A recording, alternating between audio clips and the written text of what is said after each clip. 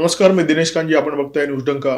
आखातात युद्ध सुरू आहे आणि जगाच्या राजकारणाच्या व्यासपीठावर खूप विचित्र आणि वेगळ्या अशा घडामोडी घडताना दिसत आहेत. एका बाजूला इराणमधून भारताच्या दिशेने पहिला गॅस टँकर आलेला आहे आणि दुसऱ्या बाजूला अमेरिकेचे राष्ट्राध्यक्ष डोनाल्ड ट्रम्प पुन्हा एकदा गाढवावरून घोड्यावर आलेले दिसतात. ते मोदींची प्रशंसा करतायत. त्यांनी असं विधान केलं आहे की मोदी आणि मी दोघं एकत्र येऊन सगळं काही ठीकठाक करू. आखातामध्ये जे युद्ध पेटलंय त्याच्यामध्ये इराण एका बाजूला, दुसऱ्या बाजूला अमेरिका आणि इस्रायल अशा प्रकारची परिस्थिती आहे. परंतु हे दोन्ही देश मोदींचा जय जयकार करतायत, मोदींबद्दल विश्वास व्यक्त करतायत आणि हे चित्र खरोखरच अत्यंत विस्मयकारक आहे. एका बाजूला देशामध्ये काँग्रेस पक्षाचे नेते मोदींच्या परराष्ट्र नीतीबद्दल करपट ढेकर काढत असताना जगभरामध्ये मोदी नीतीचा बोलबाला होताना दिसतोय. देशात असे बरेच नेते आहेत जे पंतप्रधान नरेंद्र मोदी याच्यामुळे सत्तेपासून वंचित आहेत आणि त्यामुळे मोदींचं नाव घेतल्यानंतर या नेत्यांच्या पोटामध्ये जबरदस्त दुखायला लागतं. नरेंद्र मोदी यांचं परराष्ट्र धोरणाच्या प्रांतातलं यश एकतर यांना मान्य नसतं किंवा मान्य करण्याची तयारी नसते. मोदींना सत्तेवरून खाली खेचण्याची स्वप्न ही मंडळी सातत्याने बघत असतात. काही दिवसापूर्वी तुरुंगातून बाहेर आलेले दिल्लीचे माजी मुख्यमंत्री अरविंद केजरीवाल यांनी एका कार्यक्रमामध्ये एक भविष्यवाणी केलेली आहे. केजरीवाल असं म्हणाले की 2026 नंतर नरेंद्र मोदी देशाचे पंतप्रधान नसतील. आता सत्तेचा अमरपट्टा घेऊन कोणी जन्माला आलेलं नाहीये. एखाद्या पदावर बसलेली व्यक्ती कधीतरी त्या पदावरून दूर होते, कधीतरी त्या पदावरून पाय उतार होते. नरेंद्र मोदी त्याला अपवाद असण्याचं काहीच कारण नाहीये. परंतु सत्तेवर असताना नरेंद्र मोदी यांनी केलेल्या काही गोष्टी चमत्कारापेक्षा कमी नाही आहेत आणि परराष्ट्र धोरणाचं क्षेत्र या चमत्कारांना अपवाद नाहीये. सगळ्या जगावर इराण युद्धाचं सावट पसरलेलं आहे. जगातले अनेक देश अडचणीत आलेले आहेत. परंतु या अडचणीच्या काळात सुद्धा भारतीयांची छाती अभिमानाने रुंद होईल अशा अनेक घटना घडत आहेत.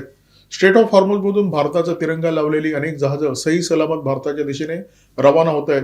ही जहाजं जेव्हा भारतीय बंदरामध्ये दाखल होतात तेव्हा भारत माता की जय या घोषणेच्या गजरामध्ये या जहाजांचं स्वागत होतं. इराणचे परराष्ट्र मंत्री अब्बास अरागाची यांनी 5 देशांची यादी जाहीर केलेली आहे आणि या देशांना स्ट्रेट ऑफ हॉर्मुझमधून निर्विघ्नपणे ये जा करण्याची मुभा आहे. रशिया, चायना सोबत या यादीमध्ये भारताचा सुद्धा समावेश आहे आणि या सगळ्यावर कडी म्हणून की काय, इराणमधून गॅसने भरलेले एक जहाज भारताच्या दिशेने रवाना झालेलं आहे. इराणी गॅस घेऊन हे जहाज भारताच्या दिशेने येत आहे अशा प्रकारचे वृत्त रॉयटर्स या वृत्तसंस्थेने दिलेलं आहे. ही कमाल आहे मोदी नीतीची. मोदींना परराष्ट्र धोरण कळत नाही. परराष्ट्र धोरण कशाशी खातात याचा गंधवारा सुद्धा मोदींना नाहीये असा दावा जे डोमकावळे सातत्याने करत असतात त्यांनाही सणसणीत चपराक आहे. घरी बायको सुद्धा ज्यांचं ऐकत नाहीये, मुलं ज्यांना गंभीरपणे घेत नाहीत, 4 घरं सोडून आजूबाजूचे ज्यांना ओळखत नाहीत अशी मंडळी नरेंद्र मोदींना परराष्ट्र धोरणाचे धडे देत आहेत. परराष्ट्र धोरणामध्ये काय केलं पाहिजे, कसं केलं पाहिजे, कुणाची बाजू घेतली पाहिजे याचे सल्ले ते मोदींना सतत देत असतात. परराष्ट्र धोरणाच्या प्रांतामध्ये नरेंद्र मोदी यांच्या भूमिकेमध्ये कोणतीही संदिग्धता दिसत नाही, गोंधळ दिसत नाही, जो पूर्वी मोठ्या प्रमाणामध्ये दिसायचा. वैचारिक भूमिका अत्यंत सुस्पष्ट आहे. त्यांना जेव्हा प्रश्न विचारण्यात आला की या युद्धाच्या काळामध्ये भारत नेमका कोणाच्या बाजूने उभा आहे, नरेंद्र मोदी यांनी अत्यंत स्पष्ट शब्दामध्ये उत्तर दिलं, आम्ही भारताच्या बाजूने उभे आहोत, आम्ही शांततेच्या बाजूने उभे आहोत, आम्ही संवादाच्या बाजूने उभे आहोत. त्यांनी ना इस्रायल किंवा इराणचं समर्थन केलं, ना या 2 देशांची चाटुकारिता केली, ना त्यांना चुतकारलं. त्यांची भूमिका अत्यंत व्यावहारिक आहे, अत्यंत रोखठोक आहे. देशाचं हित आणि देशाची ऊर्जा सुरक्षा हे आमचे प्राधान्यक्रम आहेत हे नरेंद्र मोदी यांनी उच्चारावाने सगळ्या जगाला सांगितलं. त्यांच्या विधानातला जो प्रामाणिकपणा आहे तो जगाला पटतो सुद्धा आणि जगाला भावतो सुद्धा. पॅन्ट मागून फाटलेली आहे, त्या पॅन्टीला रफू केलेलं आहे. अशा परिस्थितीमध्ये जगाला उपदेशाचे डोस पाजण्याच्या भानगडीमध्ये नरेंद्र मोदी कधीही पडले नाहीत. हे धंदे या देशाच्या नेत्यांनी काही दशकापूर्वी केलेले आणि त्याचा शून्य प्रभाव जगावर पडला होता. त्यामुळे नरेंद्र मोदी यांनी कधीही कोणत्या प्रकारे दांभिकपणा केला नाही, जगाला शांतीचे डोस दिले नाहीत, कुणाच्या नावाने ऊर बडवले नाहीत किंवा बांगड्या सुद्धा फोडल्या नाहीत. त्यामुळे नरेंद्र मोदी यांची ही जी परराष्ट्र नीती आहे ती सगळ्या जगामध्ये सुपरहिट ठरताना दिसते. जगाला एक गोष्टीचा विश्वास आहे की हा अत्यंत प्रॅक्टिकल माणूस आहे आणि हा अत्यंत प्रॅक्टिकल सल्ला देऊ शकतो.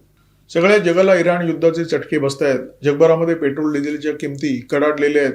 भारतीय उपखंडावर जर एक नजर टाकली तर नेपाळ, बांगलादेश, पाकिस्तान, श्रीलंका या सगळ्या देशामध्ये पेट्रोल डिझेलच्या किमती जबरदस्त भडकलेल्या आहेत. युरोपातले विकसित देश सुद्धा याला अपवाद नाही आहेत. अनेक देशांमध्ये पेट्रोल डिझेलच्या किमती वाढवण्यात आलेल्या आहेत. अशा परिस्थितीमध्ये पंतप्रधान नरेंद्र मोदी देशवासियांना दिलासा देण्याचा प्रयत्न करत आहेत. देशात पेट्रोल डिझेलचे पुरेसे साठे आहेत. 60 दिवस पुरेल इतका इंधनाचा साठा भारतामध्ये आहे. अशा प्रकारचं विधान नरेंद्र मोदी यांनी 2-3 दिवसापूर्वी केलं होतं. देशवासियांना त्यांनी दिलासा देण्याचा प्रयत्न केला. सगळ्या राज्यातली जी सरकार आहेत विविध पक्षाची, ती सोशल मीडियावर पोस्ट टाकतायत की देशामध्ये पुरेसं इंधन आहे, राज्यामध्ये पुरेसं इंधन आहे, जनतेने कोणत्याही प्रकारच्या अफवांवर विश्वास ठेवू नये. तेलंगणामध्ये काँग्रेसचं सरकार आहे आणि या सरकारने सुद्धा सोशल मीडियावर अशा प्रकारच्या पोस्ट केलेल्या आहेत. परंतु तेलंगणा सरकारच्या दुर्दैवाने या देशामध्ये इंधनाच्या तुटवड्याबद्दल सगळ्यात जास्त अफवा जर कोण पसरवत असेल तर काँग्रेसचे नेते राहुल गांधी या अफवा पसरवत आहेत आणि त्या अफवांवर विश्वास ठेवू नये अशा प्रकारचा प्रचार तेलंगणा सरकार करताना दिसतंय. एखाद्या व्यक्तीच्या समोर, एखाद्या कुटुंबासमोर, एखाद्या समाजासमोर किंवा देशासमोर जेव्हा एखाद्या प्रकारची गंभीर समस्या उभी ठाकते तेव्हा त्यातून सुटका करून घेण्याचे दोन मार्ग असतात. एकतर तात्पुरती काहीतरी मलमपट्टी करायची, सारवासारव करायची किंवा दीर्घकालीन उपाययोजना करायची. नरेंद्र मोदी दुसऱ्या प्रकारे विचार करणारे नेते आहेत. याच्यापूर्वी युपीएचं जे सरकार होतं त्यांच्या काळामध्ये इंधन दरवाढीची अशा प्रकारची समस्या उभी ठाकली होती आणि त्या समस्येवर त्या सरकारने मलमपट्टी केली होती. परंतु नरेंद्र मोदी यांनी तसं काही केलेलं नाहीये. जेव्हा आंतरराष्ट्रीय बाजारपेठेमध्ये क्रूड तेलाच्या किमती कडाडतात आणि त्यावेळी तुम्हाला देशामध्ये पेट्रोल डिझेलच्या किमती स्थिर ठेवायच्या आहेत, अशा परिस्थितीला सामोरं जाण्यासाठी वेगवेगळ्या सरकारने वेगवेगळं धोरण स्वीकारलेलं दिसतं. मोदी सरकारच्या आधी जे युपीए सरकार होतं त्या काळामध्ये अर्थतज्ञ पंतप्रधान डॉक्टर मनमोहन सिंग यांच्या हाती सत्तेची सूत्र होती.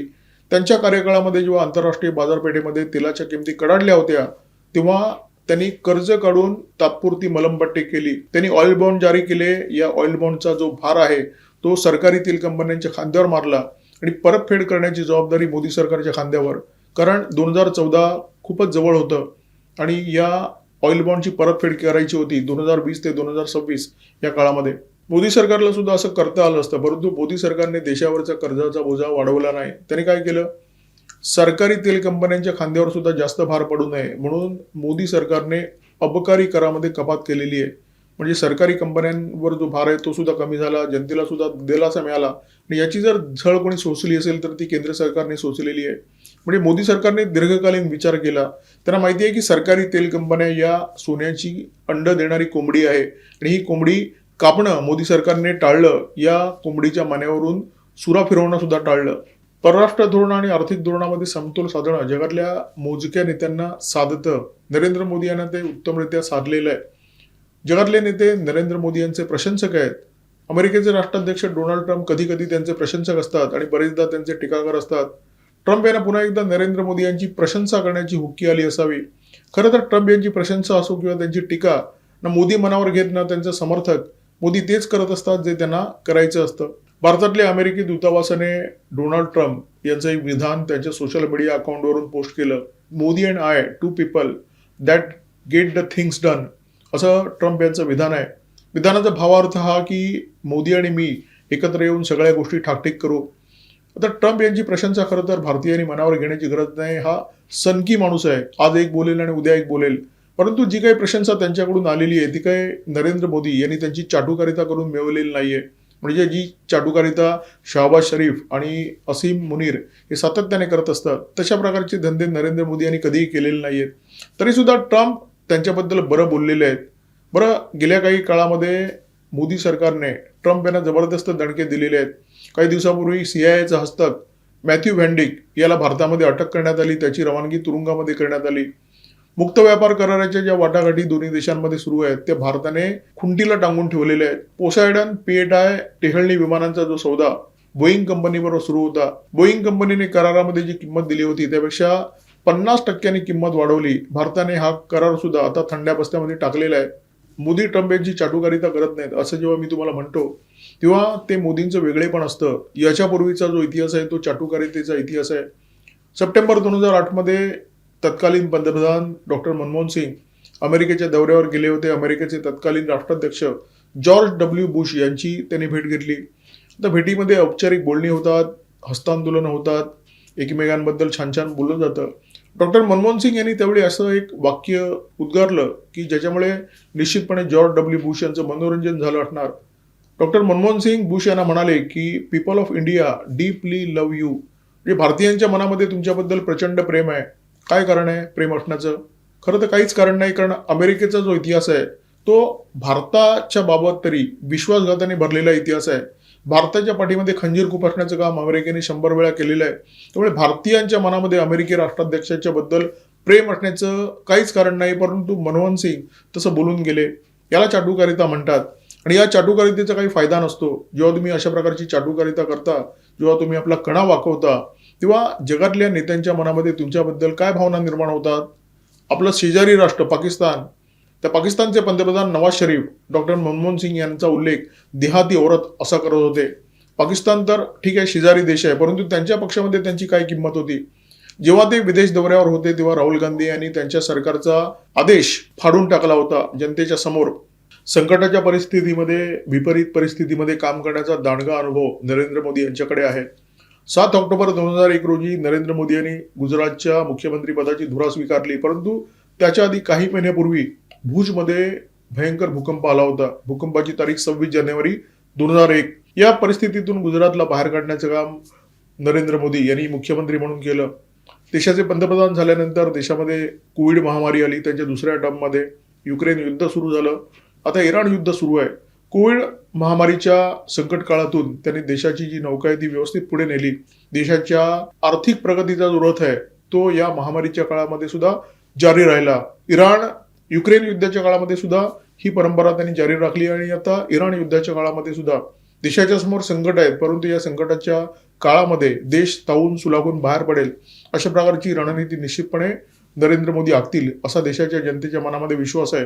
हे युद्ध सुरू होण्यापूर्वी जागतिक वित्त संस्थांनी भारताचा जीडीपीचा जो प्रस्तावित दर आहे 2027चा तो साधारण 60% आसपास असेल अशा प्रकारचं भाकीत केलं होतं. परंतु आता युद्धाचे ढग दाटल्यानंतर इंधनाच्या ज्या किमती आहेत त्या प्रचंड कडाडलेल्या आहेत आणि याचा परिणाम स्वाभाविकपणे देशाच्या आर्थिक प्रगतीवर होणार याची जाणीव जागतिक वित्त संस्थांना सुद्धा आहे. त्यामुळे गोल्डमॅन सॅक्स असो किंवा इंटरनॅशनल मॉनिटरी फंड या संस्थांनी भारताचं जे जीडीपीचं जे भाकीत आहे ते थोडंसं खाली आणलेलं आहे. म्हणजे आता त्यांनी भाकीत केलं आहे की भारताचा जो विकास दर आहे तो साधारण 6.6% इतका राहील.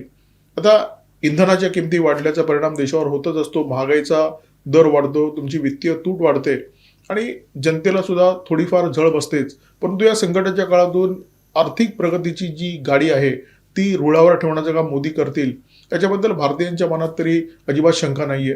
युक्रेन युद्धाच्या काळामध्ये नरेंद्र मोदी यांनी मास्टर स्ट्रोक हाणला. त्यांनी रशियाकडून स्वस्त तेल मिळेल अशा प्रकारची तजवीज केली आणि त्याचा फायदा देशाच्या अर्थकारणाला भरभरून झाला. आता इराण युद्धाच्या काळामध्ये तशाच प्रकारचा एखादा करार किंवा तशाच प्रकारचं एखादं अंडरस्टँडिंग भारताने जर इराणच्या सोबत केलं तर भारताला स्वस्तात तेल सुद्धा मिळेल, स्वस्तात गॅस सुद्धा मिळेल. कारण इराणकडे या दोन्ही गोष्टी अक्षरशः भरभरून आहेत. आणि त्याचा दुसरा फायदा असा की रशियावर आपलं तेलाबाबत जे अवलंबित्व आहे ते प्रचंड वाढलेलं आहे ते थोडंसं कमी होईल. आणि रशियाच्या तुलनेमध्ये इराण भारताच्या खूपच जवळ आहे, त्याच्यामुळे वाहतुकीचा जो खर्च आहे तो कमी होईल, विम्याचा जो खर्च आहे तो कमी होईल. आता इराणकडूनच जहाजं येत आहेत म्हटल्यावर इराण काही त्या जहाजांवर हल्ला करणार नाही, कारण ती इराणची जहाजं असतील. गॅस फक्त भारताचा असेल, तेल भारताचं असेल. आता तुम्ही म्हणाल की इराणशी अशा प्रकारचं एखादं डील होणं हे चमत्कारापेक्षा कमी नाहीये, परंतु नरेंद्र मोदी यांची परंपरा चमत्काराची आहे. आपल्याला आठवत असेल जेव्हा युक्रेन रशियाचं युद्ध सुरू झालं 2022 मध्ये भारताने ऑपरेशन गंगा राबवलेलं. काय होते ऑपरेशन?